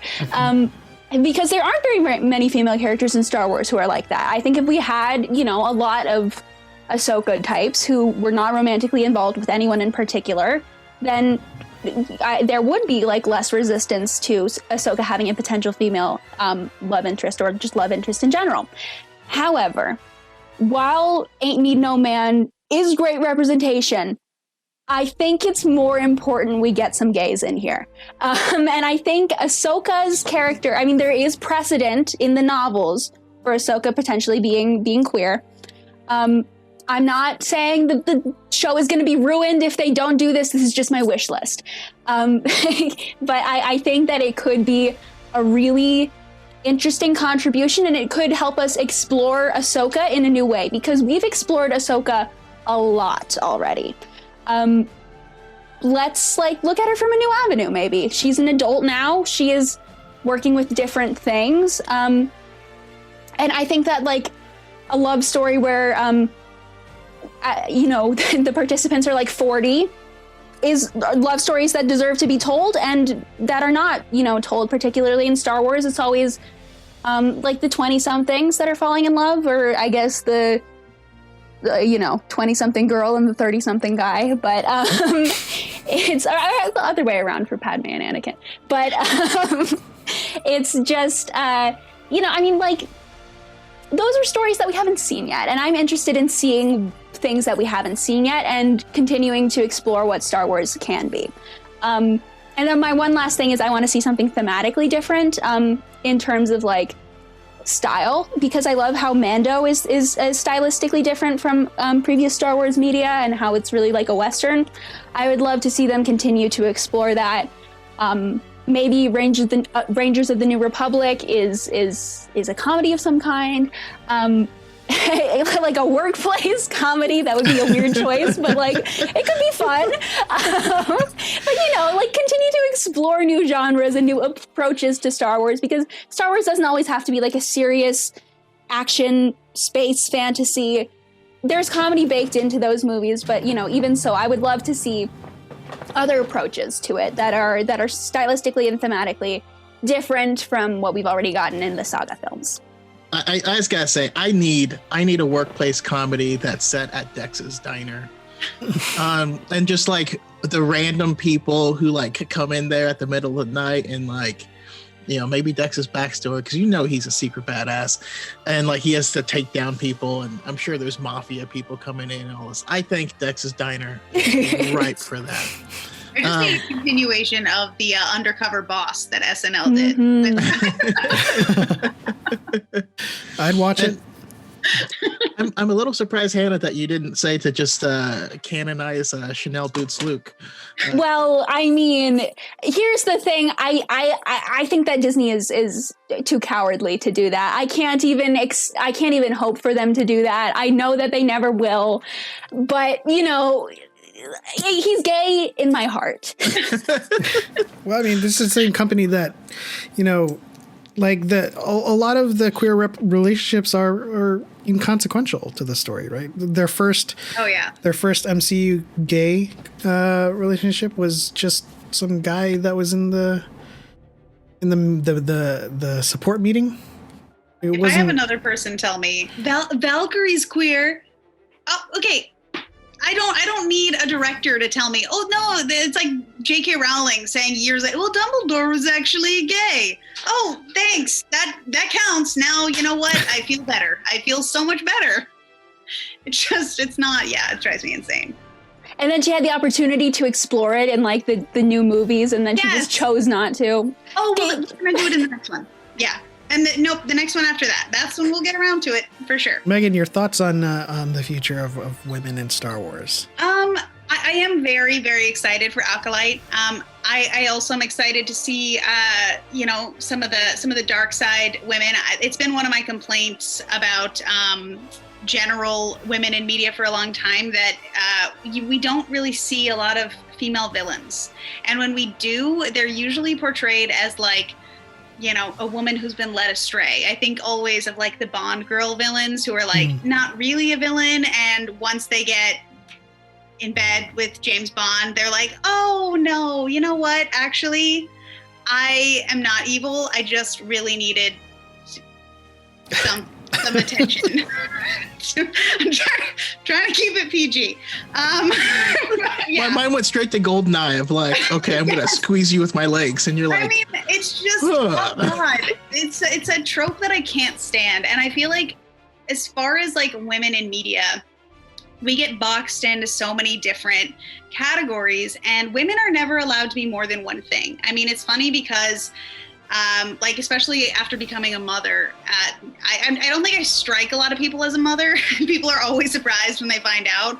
And it's because society tells you, like, if you're a mom, this is the role that you're supposed to play, and I think that in terms of women in media, being evil is not really something that women are allowed to be. Like, women are not supposed to be the masterminds, and we're not supposed to be like we're not supposed to be truly evil. We're supposed to be corrupted, but sad, and I like villains that have depth, but I just feel like what female Palpatine is there?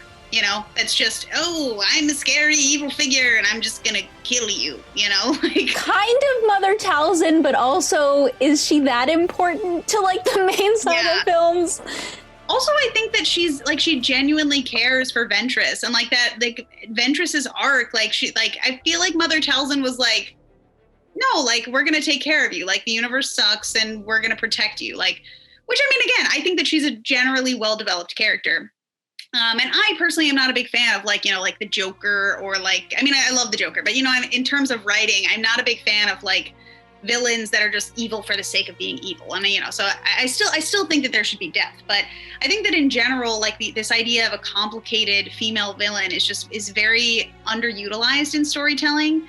And I'm excited, especially knowing that Leslie Headland is behind it, because she's done some work that really delves into like women who aren't nice. I can't remember what the name of the story is. I think it's Bachelorette that she did about the 3 female friends who are not good people. They're bad people, but they're relatable characters because of that reason. And I think that, you don't have to be evil to be a flawed character. And a lot of the time, female characters are not allowed to be developed in that way because people are afraid that they're going to be hated. But the secret is they're going to be hated no matter what. So you might as well just make them an interesting character, and that way, it works for everybody. But I'm very excited for Acolyte. I really hope that we get some form of Star Wars media that explores female relationships. Like I mentioned earlier, there's a lot of like legacy and brotherhood and like explorations of those kinds of themes in Star Wars, and I would love to see those themes explored with female characters, where women get to interact with each other and their relationships get to be explored, because mother-daughter relationships are complicated. Sister relationships are complicated.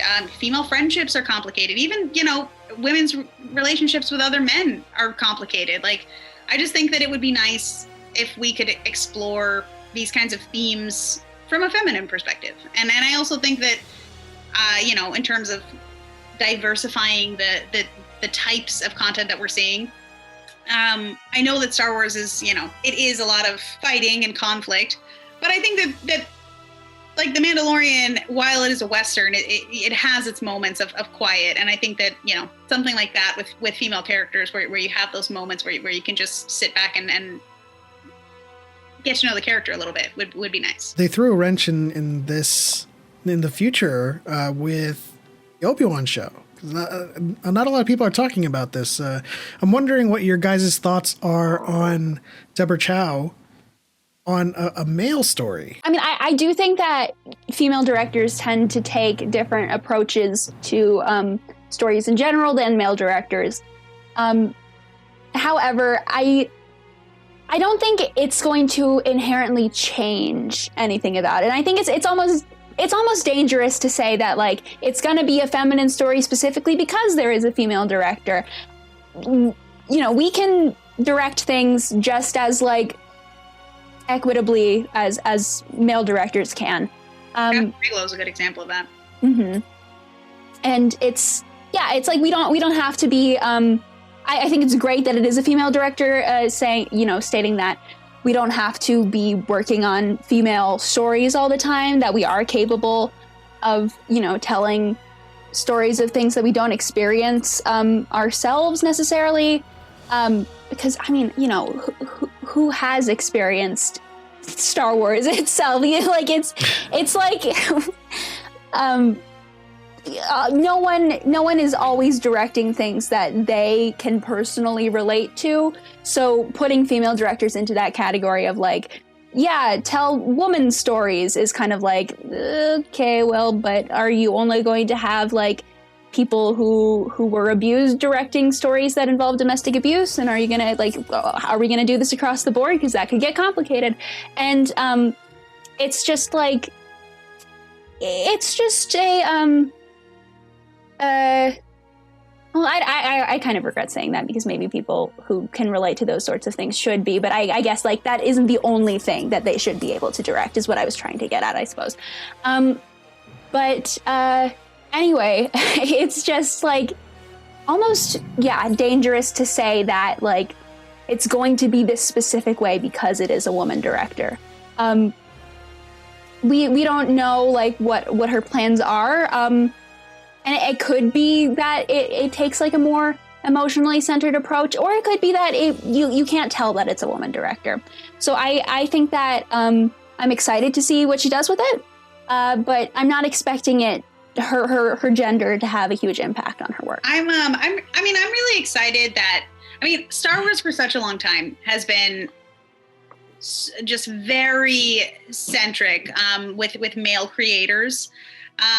And I just think that it's nice that not just Star Wars, but to see such a leading franchise making an effort to diversify creators, because it's so important. And I think that people don't realize just the amount of opportunity that is not offered to the typical directors, typical creators in Hollywood. I mean, the fact that we see so few women directors, the fact that we see so few women of color, the fact that, even, people of color, men of color, the opportunities. I came out with my little tirade against Zack Snyder recently, but that's one of my biggest issues with,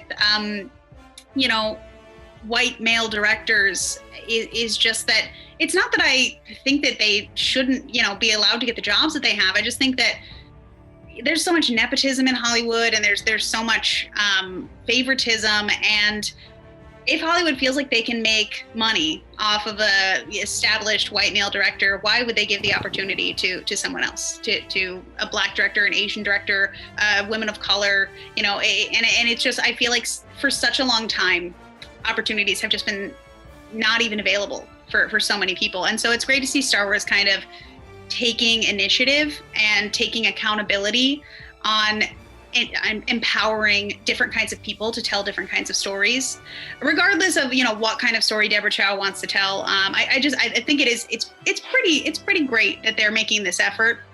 I do hope, my big hope for the Kenobi series is that they give Padme some goddamn more more development, please. They're like, oh, we're bringing Anakin back, and I was like, okay, great, but can somebody please tell us what Padme was doing during Revenge of the Sith, please? Like, I need a little bit more. That would someone fill us in, because George Lucas sure didn't. Exactly. Just like, if we're getting some flashbacks, we might as well just see what Padme was up to. But yeah, I mean, I'm very excited for any and all opportunities. I do hope that that it just becomes more mainstream. I just hope that it becomes something that I love. Obviously, we should celebrate it, absolutely. But I hope that it gets to a point where it doesn't feel like a big deal, because it's just so normal. Ooh, I'm excited because it's again, any additional Star Wars stuff is good stuff. But let's think about it. Who is the best author for Star Wars right now? Claudia Gray. Absolutely. And she can write anything and anyone. And I we need, and I know just because you write doesn't mean you can direct, but I'd love to see a script come out of her. But the other, we all appreciate the way that she's able to flesh out characters and give everyone depth, so that when they are doing stuff, we care why they are doing it. That's also what I am hoping for with Patty Jenkins and her project for Rogue Squadron, especially her being the daughter of a fighter pilot. Like, if we can feel what these people are like when they're leaving their family behind to go fight, and this is what they're doing it for. If she can carry that into the character, I just feel like there's this idea of what I guess masculine is that's not correct. But when you think of it's a man movie, it's Michael Bay, right? It's Pulp Fiction. It's explosions and boobs, which are not bad things in and of themselves, but we need to be able to care. And since we also need to give these artists a chance to create these stories as well, because as long as we keep the status quo as the status quo, people who are used to seeing the status quo will always use that as their measuring stick when it shouldn't be, and B, again, we just won't have. I remember people were so like, oh man, Black Panther isn't gonna do much, like no one's gonna want to go see this all black movie or whatever. It passed Justice League's entire run in the first 2 days. It wasn't even the whole weekend. So yeah, Hollywood, give us a chance. You may be surprised. Things are changing. The world is changing, and those that don't keep up get left behind. You don't want to end up like the music industry. So yeah, that's my thoughts. I say this a lot. People always say that putting diversity into stories is like a cash grab. Like I get this a lot, that people are like, oh well, I think it's lazy writing, or it's it's just a cash grab for them to add diversity, racial diversity, queer representation, more than one woman. It's just them trying to make money off of it. And I just think that that's the most ridiculous argument ever, because they're like, the MCU, for example, there are no queer characters, and how much money have those made? Like, you're pandering to someone always. You're always pandering to someone. So it's like, you're just saying pander to me. Don't pander to other people. And we have these outlier events, like when Wonder Woman came out, like Black Panther, where, I mean, and there was even backlash against the opening night of Wonder Woman, where they had that one theater that was an exclusively all women showing. And it was like, oh no, what is this reverse sexism? And it's just, I mean, people get excited for these things, but it's not like, you know, they make relatively a similar amount of money as the other properties do, because people will still go see movies that are white centric, that are heteronormative, because women and people of color, I mean, I don't like to speak for other people, but I know that as a woman, women have been relating to characters that don't look like us or have our same experiences forever. Some of the first screenwriting classes that I took when I was in school, like, I'm sure that they don't give this advice anymore, but it was very much like, you know, typically you should, if you want to appeal to most people, you should write a male protagonist, because women statistically will emote to, you know, they'll be able to empathize with a male character, but a lot of men either can't or have no interest in doing it. So I mean, it's, and I think that it's definitely changing. And I have met so many incredible Star Wars fans, for example, that have had incredible, like, especially reading Claudia Gray and stuff like that, like Lost Stars is such a popular novel. And I know that the protagonist, it's like a split perspective protagonist, but I meet so many people that, you know, resonate deeply with a lot of female characters these days. And I think that it's definitely changing. That's awesome. But it's something that women have done for a long time. And I think it would be very cool to see more perspectives introduced, so that it becomes just normalized for people to relate to other people, regardless of like gender, sexuality, race, that kind of stuff. Yeah, I would say my final thought is both addressed to, I guess, people who are writing things, Lucasfilm perhaps, and people who are, you know, interacting in fan spaces. I think that the biggest thing is accept that there are some things you don't know and choose to explore those things.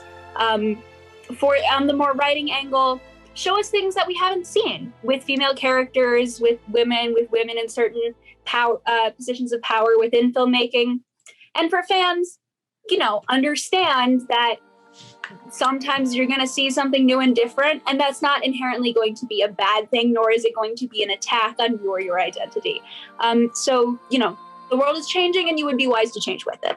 Oh, and my socials, you can find me at Discount Bo-Katan on TikTok and HM Peterson on Instagram. I would just say, if you've made it through this far in the podcast, thank you. Honestly, I think that this isn't an easy conversation to have. And I know that a lot of times you can feel like you're being attacked. And I don't want people to think that I have any animosity, or that most women have animosity for male, you know, their male counterparts in fandoms and wherever. I mean, frankly, I have experienced way more positive interactions than I have negative. And I love being a part of this community. I know, you know, it can be exhausting at times, and the internet is a terrible place to be a person in general.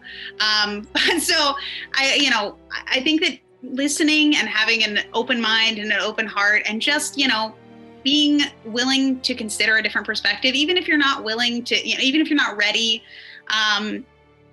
to, you know, fully embrace stories that you can't 100% relate to, that's totally fine. No, like I think that just being respectful of others and just being willing to listen and accept that there are other perspectives different from yours, and they matter too.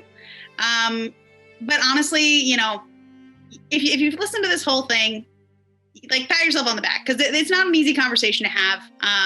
It's not an easy thing to accept. The world has some inherent issues, but we're all getting through it together, and we all love Star Wars, and that's the only thing that matters. I just want the community to be a happy, positive place, and for the most part, it is. And you know, we'll change it for the better slowly together if we have to. And I'm Jay Stoobs on TikTok. You can also find me on Instagram under that handle, but I had to add like a period to it because some guy already had J Stoops as his username. So I've got it on the stage. You can see it below her frame. Thank you both for being willing to come on and have a conversation, because there's like there are, for us, there's unknown unknowns, right? We don't know it, and we don't have a way to find out.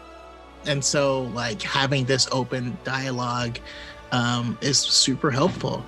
And also, the positive side of the Star Wars community is hands down the best community ever. Like, definitely, just it's not even close. So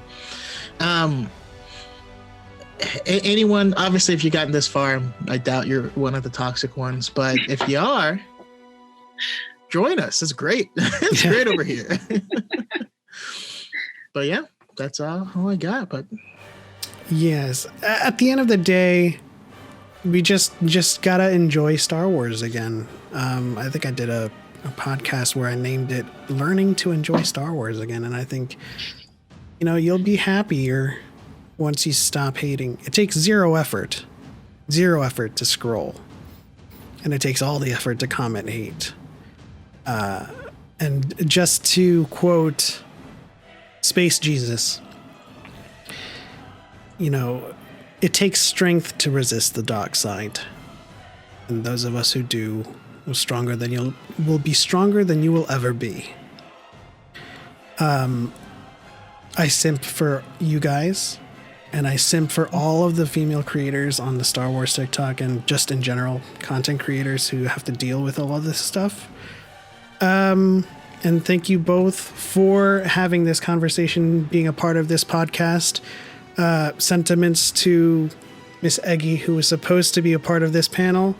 But we are out of time. On to the next one. We are all the Republic. For light and for life. May the Force be with you.